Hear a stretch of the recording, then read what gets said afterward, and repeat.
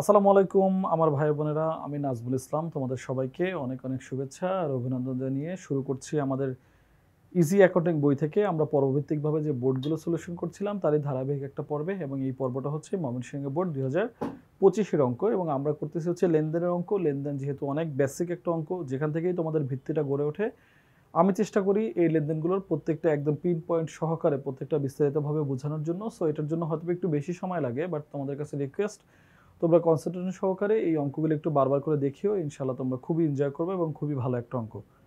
তোমরা ইনশাল্লাহ প্রিভিয়াস যদি তোমাদের কোনো ঘাটতিও থেকে থাকে সেগুলো আর এখন আর থাকবে না। তোমাদের সবার জন্য অনেক অনেক শুভকামনা জানিয়ে আমি শুরু করছি আমাদের আজকের যে অঙ্কটা, সেটা হচ্ছে ময়মনসিংহ বোর্ড 2025। ঠিক আছে লক্ষ্মী ভাই, এইটা হচ্ছে আমাদের ময়মনসিংহ বোর্ড 2025-এর অঙ্ক।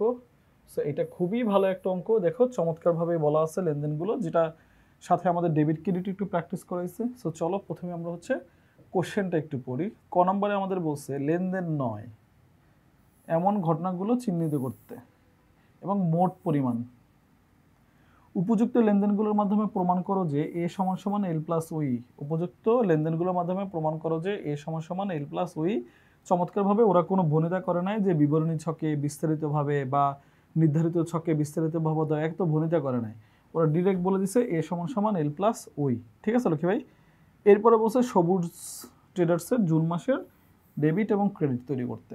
সো এটা হচ্ছে সবুজ ট্রেডার্সের অঙ্ক 2024 সালের জুন মাসের অঙ্ক। সবুজ ট্রেডার্সের ব্যবসায়ের 2024 সালের জুন মাসের অঙ্ক, এবং এটা হচ্ছে আমরা এখন করতেছি।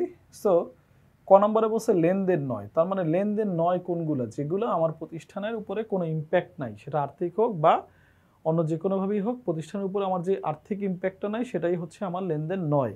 তাহলে এখানে লেনদেন নয় যে এই লেনদেনগুলো আমার কোনগুলা? লেনদেন যে নয়, প্রথমে বলছে দেখো 3 তারিখে ব্যক্তিগত প্রয়োজনে ব্যাংক থেকে ঋণ গ্রহণ। ব্যক্তিগত প্রয়োজনে ব্যাংক থেকে ঋণ গ্রহণ যেহেতু বলছে, তাহলে ব্যক্তিগত প্রয়োজনে ব্যাংক থেকে ঋণ গ্রহণ করলে এটা একান্তই ব্যক্তিগত ব্যাপার, মালিকের ব্যক্তিগত কোনো ইস্যু যেটা আমার প্রতিষ্ঠানের উপরে ইম্প্যাক্ট ফেলে না, সেটা আমার লেনদেন নয়। সো এইটা আমার লেনদেন নয়, এটা ক্লোজ। দেন বলছে দেখো রনির নিকট থেকে বিক্রয়, নয়নের নিকট থেকে পণ্য ক্রয়, আর রনির নিকট চেকে পণ্য বিক্রয়, এগুলো বলা আছে। অফিস কর্মচারীর বেতন প্রদান। আরেকটা কথা 20 তারিখে বলা আছে মালিকের ব্যক্তিগত তহবিল। মালিকের ব্যক্তিগত তহবিল থেকে ছেলের জন্য সাইকেল। দেখো লক্ষ্মী ভাই, মালিকের ব্যক্তিগতভাবে যদি কোনো কিছু তার পরিবারের জন্য খরচ করে, এটা কি মানে প্রতিষ্ঠানের কোনো ইম্প্যাক্ট আছে? নাই। বাট প্রতিষ্ঠান থেকে নিয়ে যদি মালিক খরচ করে, এটার একটা ইম্প্যাক্ট আছে। অথবা প্রতিষ্ঠানের জন্য খরচ করে, এটা একটা ইম্প্যাক্ট আছে। বাট এটা হচ্ছে একান্তই তার ব্যক্তিগত একটা খরচ তার ছেলের জন্য। সো এটা কোনো লেনদেন না। তার মানে আমরা ক নম্বরে দুইটা জিনিস পাইলাম, একটা হচ্ছে ব্যক্তিগত প্রয়োজনে ব্যাংক থেকে ঋণ গ্রহণ, আর একটা আমরা পাইলাম ছেলের জন্য সাইকেল ক্রয়। সো এই যে আমরা ক নাম্বারটা যে আমরা পাইছি, এই যে দেখো ক নাম্বারে আমরা স্বাভাবিকভাবে যে একটা বিবরণ দেই সেটা দিয়ে দিলাম, সাথে আমরা ছক করে ফেললাম তারিখ বিবরণ বিস্তারিত টাকা মোট টাকা। এটা বিস্তারিত টাকা লিখলে আমার কাছে আরো বেশি ভালো লাগে। তারপরে আমরা হচ্ছে যে দুইটা লেনদেন নয়, আমাদের যে দুইটা লেনদেন নয় সেই দুইটা আমরা এখানে তারিখ দিয়ে লেনদেনগুলো তুলে দিয়ে যোগফল করে দিচ্ছি, কারণ এখানে আমাদের মোট পরিমাণ চাইছে। সো আমাদের এই ঘটনায় লেনদেন নয় হচ্ছে 70,000 টাকা। লেনদেন নয় সেটা কত লক্ষ্মী ভাই? 70,000 টাকা। ডান। ওকে, এবার আমরা খ নম্বর সলিউশন করবো লক্ষ্মী ভাই। খ নম্বরে বলছে ওই যে লেনদেনের মাধ্যমে এ সমান সমান এল প্লাস ই প্রমাণ করতে। সো প্রথম আমার কাজ হচ্ছে যে এই এ আমার কয়টা আছে। প্রথম কাজ কি লক্ষ্মী ভাই? এ আমার কয়টা আছে। তো চলো এ আমি দেখে আসি, আর এল কয়টা আছে সেটাও আমার খোঁজ করতে হবে। সো এ আছে কয়টা? নগদ, নগদ আছে। নয়নের নিকট হতে পণ্য ক্রয়, তার মানে এটা একটা আমার দায় আছে, একটা এল আমরা পেয়ে গেছি। প্রদেয়, এটা কি আমার প্রদেয়। রনির নিকট 2% বার্তা চেকে পণ্য বিক্রয়, চেকে তার মানে এখানে ব্যাংক পাইছি, চেকে পণ্য বিক্রয় আমরা পেয়ে গেছি। অফিস কর্মচারী বেতন প্রদান, এটা তো নগদ, তার মানে সম্পদের পাশে পাইছি আমরা হচ্ছে লক্ষ্মী ভাই দুইটা, এক হচ্ছে নগদ আর একটা ব্যাংক, আর এখানে পাইছি আমরা একটা প্রদেয় হিসাব বা দায় হিসাব। আমরা তাহলে সম্পদের পাশে কি পাইছি? নগদ এবং ব্যাংক, আর এটা পাইছি হচ্ছে আমরা প্রদেয় বা দায় হিসাব। ঠিক আছে, তাহলে চলো আমরা কোশ্চেনটার অ্যান্সারটা করি। প্রথম এই অঙ্কের কাজই হচ্ছে লক্ষ্মী ভাই তোমাকে সম্পদ বা দায় কয়টা শ্রেণী আছে সেটা বের করা, মানে কয়টা পক্ষ আছে। এই যে আমরা 5টা টোটাল হিসাব জানি, সম্পদ, আয়, ব্যয়, তারপর হচ্ছে তোমার দায় এবং মালিকানা সত্ত্ব, তাই তো? মালিকানা সত্ত্ব হচ্ছে মূলধন এবং উত্তোলন মিলে সম্পদ এবং দায় এবং আয় এবং ব্যয়। সো এইটার মধ্যে সম্পদ কয়টা আছে এইটা তোমার বের করা জরুরি, সাথে হচ্ছে দায় কয়টা আছে। সো এইটা যদি তুমি পেয়ে যাও বাকিটা অনেক বেশি ইজি। এখন আমি যে প্রবলেমটা সলভ করাবো তোমরা আমার সাথে জাস্ট ফ্লোর সাথে একদম ভাসবা, অতিরিক্ত কোনো জটিলতায় যাবা না, ডেবিট করে করে অ্যান্সার করতে হবে সেটাও না, জাস্ট দেখবা ওই লেনদেনগুলোয় কি হয়েছে আমি কিভাবে করতেছি। 1 তারিখে দেখো প্রারম্ভিক মূলধন 2,50,000 টাকা নিয়ে শুরু করছে, তাহলে 2,50,000 টাকা কি নিয়ে শুরু করছে? 2,50,000 টাকা নগদ নিয়ে শুরু করছে। 2,50,000 টাকা কি নিয়ে শুরু করছে? নগদ নিয়ে। তাহলে 2,50,000 টাকা নিয়ে যেহেতু সে বিজনেস শুরু করছে, তার মানে তার নগদ বাড়ছে। কি বাড়ছে লক্ষ্মী ভাই? নগদ বাড়ছে। এখন যেহেতু নগদ বাড়ছে, সাথে সে আবার কি নিয়ে আসছে? মূলধন, যেহেতু মালিক এটা নিয়ে আসে, তাহলে 1 তারিখের লেনদেন ধারা একবার আমার নগদ বাড়ছে, আরেকবার আমার কি বাড়ছে লক্ষ্মী ভাই? মূলধন বাড়ছে। সো নগদে আমরা বাড়াই দিলাম আর মূলধনে বাড়াই দিলাম। এর পাশে নগদে বাড়াই দিলাম আর মালিকানা সত্ত্বে মূলধনে বাড়াই দিলাম। কারণ কি? মালিকানা সত্ত্ব বাড়ে কিভাবে? সি মানে মূলধন প্লাস আর মানে revenue minus expense minus drawing. এই 4টা কারণে আমার মালিকানা সত্ত্ব বাড়ে বা কমে। ডান। এবার পরবর্তীতে কি ছিল আমার? ধারে পণ্য ক্রয়। সহজ কথা সবসময় বলি, পণ্য ক্রয় করলেই মালিকানা সত্ত্ব কমবে। পণ্য ক্রয় করলেই মালিকানা সত্ত্ব কমবে। এবার ধারে করুক বা নগদে করুক নাকি ব্যাংকে করুক বিষয় না, মালিকানা সত্ত্ব কমছে। শেষ। এবার আসি কিসে ক্রয় করছে, নগদে নাকি ব্যাংকে? নগদ হলে নগদ কমতো, তো নগদ তো নাই। ব্যাংক হইলে ব্যাংকে কমতো, তো ব্যাংক তো নাই। কিনছে কিসে? ধারে, তার মানে পাওনাদার বৃদ্ধি পাইছে। পাওনাদার কি হয়েছে? কমে নাই, বাড়ছে, কারণ এই টাকাটা পাওনাদারকে আমার দিতে হবে, আমি সুবিধা নিয়ে আসছি কিন্তু তাকে টাকা দেই নাই। ডান। ধারে পণ্য ক্রয় আমরা লিখে ফেললাম। দেন হচ্ছে আমরা কি করবো লক্ষ্মী ভাই? পরবর্তী লেনদেনটা আমাদের কি ছিল? পণ্য বিক্রয়। এবার আমরা সহজভাবে চিন্তা করব, পণ্য ক্রয় করলে যেমন আমাদের এখানে মালিকানা সত্ত্ব কমে, পণ্য বিক্রয় করলেও মালিকানা সত্ত্ব বাড়বে। পণ্য বিক্রয় করলেও মালিকানা সত্ত্ব বাড়বে। কি বিক্রয় করলে? পণ্যদ্রব্য, এখানে কিন্তু কোনো সম্পত্তি আসবে না। সো আমরা চিন্তা করব পণ্যটা কিভাবে তারা বাড়াইছে, বিক্রয় করছে, নগদে, ব্যাংকে নাকি চেকে নাকি ধারে।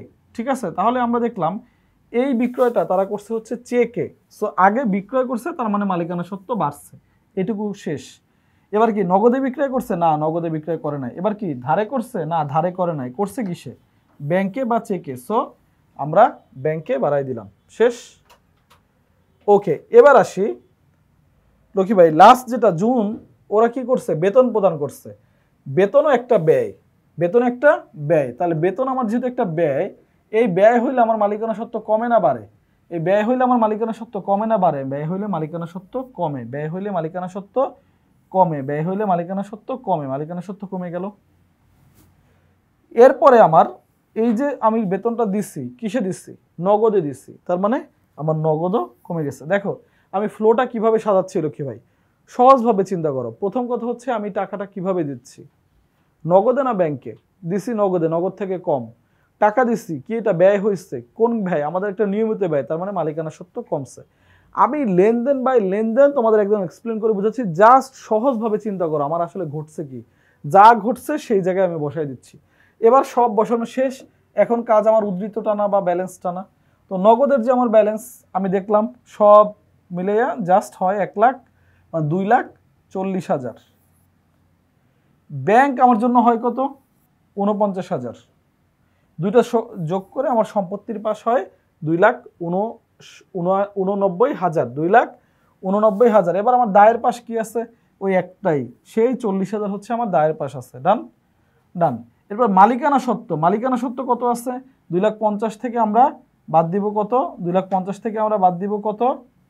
2,50,000 থেকে আমরা বাদ দিছি হচ্ছে আমাদের 10,000, সাথে হচ্ছে আমার এখানে 40,000। আর এইখানে একটা বিষয় তোমাদের বুঝাবো, এখানে বিক্রয়ের ক্ষেত্রে আমার কেন 49,000 টাকা হয়েছে এটা বুঝাই দিব অবশ্যই। তো সব মিলে এখানে আমার 2,49,000 টাকা। এটা আমি শেষের জন্য রাখছি যে এইটা ওই মাঝে বোঝানো যাবে না, এইটা আমার ভাইদের শেষে বুঝাইতে হবে, আদারওয়াইজ হবে কি ওরা একটু পাজল হয়ে যাবে। ঠিক আছে, সো দেখো লক্ষ্মী ভাই, আমরা ওখানে বিক্রয় করছিলাম 50,000।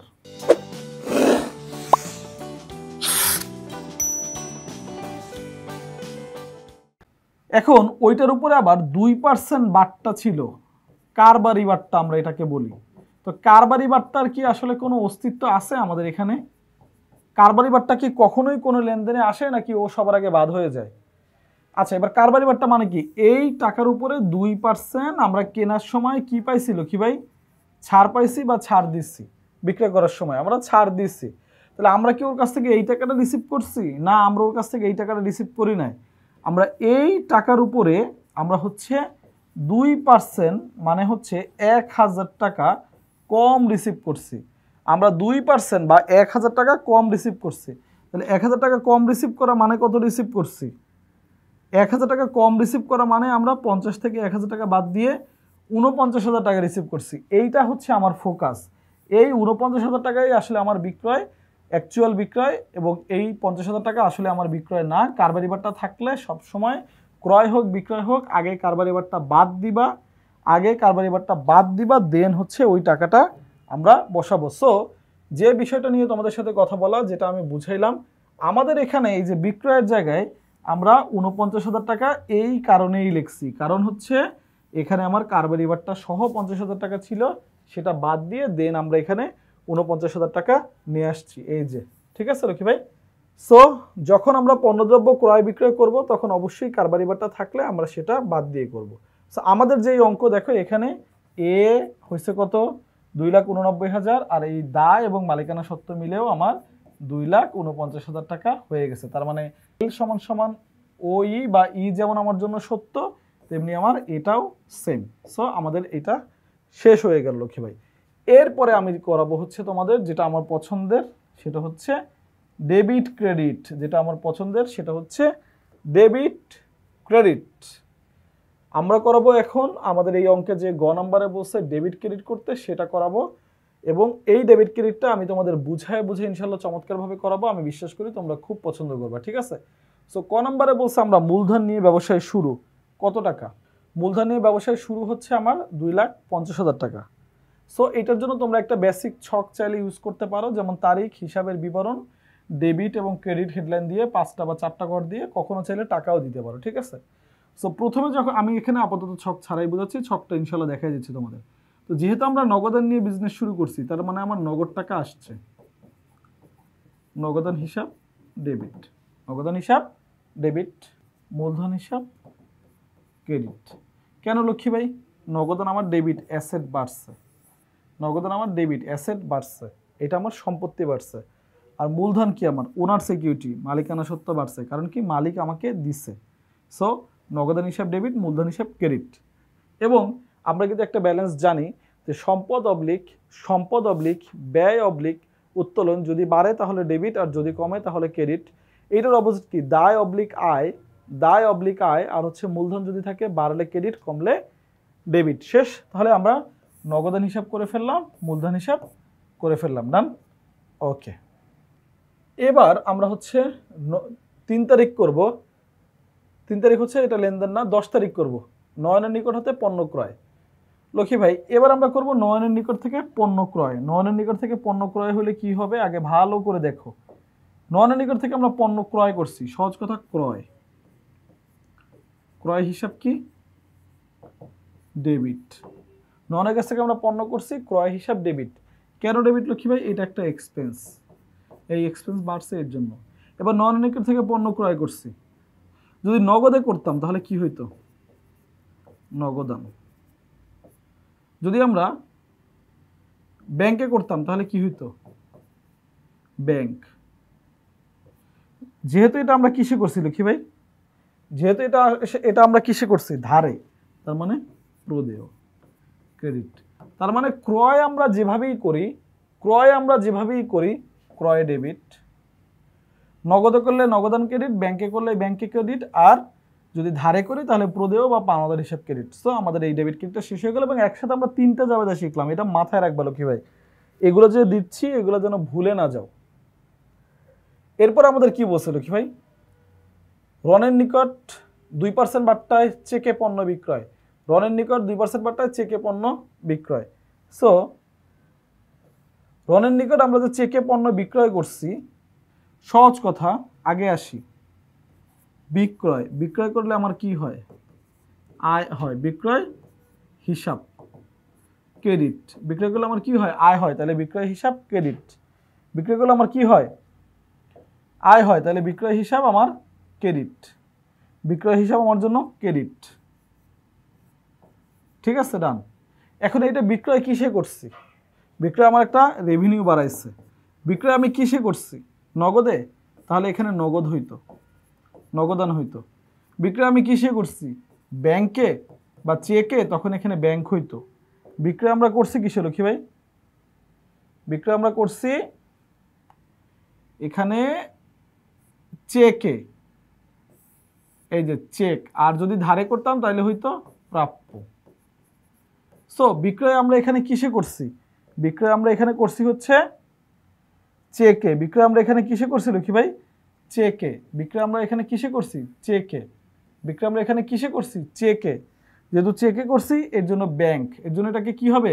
ব্যাংক। এর জন্য এটাকে আমি বারবার করে কি লিখবো লক্ষ্মী ভাই? ব্যাংক লিখবো। এটাকে আমি কি লিখবো? ব্যাংক লিখবো। ব্যাংক লিখবো। কি লিখবো? ব্যাংক। আর যদি এটা আমি ধারে ধারে করতাম, ধারে করলে কি হইতো? ধারে করলে কি হইতো? প্রাপ্য হিসাব হইতো। ধারে করলে কি হইতো লক্ষ্মী ভাই? প্রাপ্য হিসাব। সো বিক্রয় মানে আমার আয়। এবার চিন্তা করব কিসে বিক্রয় করছি। নগদে হইলে নগদান, ধারে হইলে প্রাপ্য, আর ব্যাংকে হইলে ব্যাংক। যেহেতু এটা আমরা ব্যাংকে করছি, তাহলে ব্যাংক হিসাব ডেবিট আর বিক্রয় হিসাব ক্রেডিট। আর এইটা মানে আমার একটা অ্যাসেট বাড়ছে। কি বাড়ছে? অ্যাসেট বাড়ছে। শেষ। ওকে, আমি বিশ্বাস করি এটা তোমরা বেশ ভালো করে বুঝতে পারছো।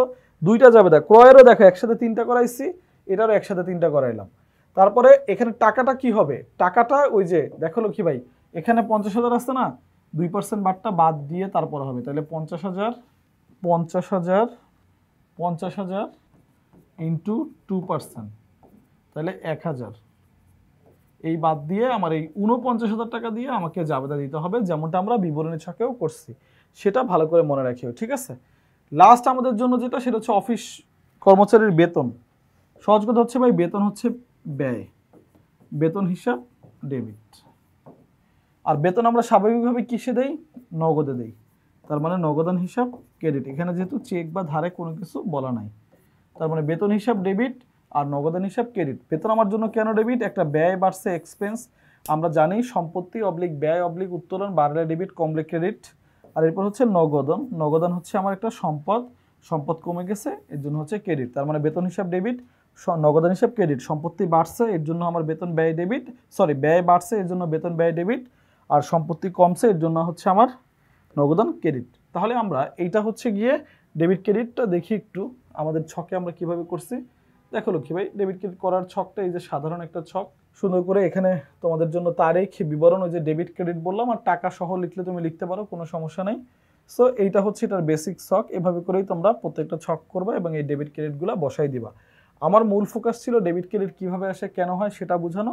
ছক ইনশাল্লাহ তোমরা পারবা, এটা নিয়ে কোনো সমস্যা নেই। তারপরও ছকটা আমি তোমাদের দেখে দিলাম। এই হচ্ছে আমাদের সলিউশন, ঠিক আছে? সো লক্ষ্মী ভাই, আমরা হচ্ছে গিয়ে শেষ করলাম।